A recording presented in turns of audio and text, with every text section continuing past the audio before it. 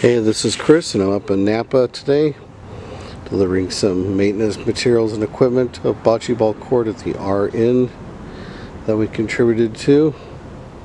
Of course, Napa, Sonoma, special place in my heart. I gotta throw it out to all the officials who run this community. Love you.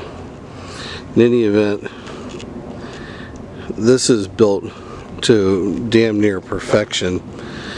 The only problem is underneath the crepe myrtle you get a lot of shedding of the blossoms, and then in the fall the leaves, but other than that it's about as perfect as it could be.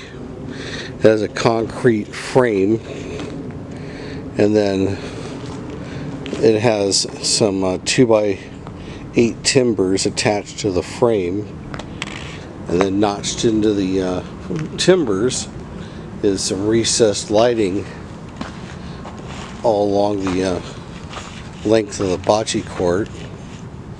They put in the gray silver oyster shell mix.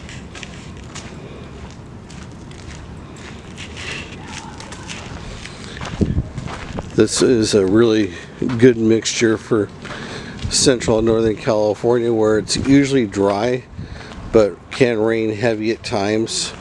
This mix drains very well.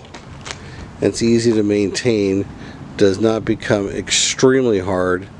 If you want it to be extremely hard, you can mix in some stabilizer with it.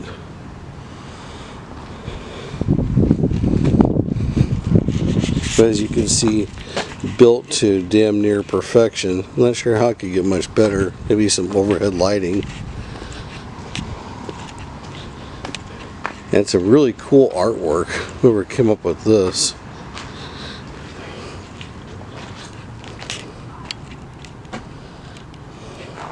And that's what you call bocce court art.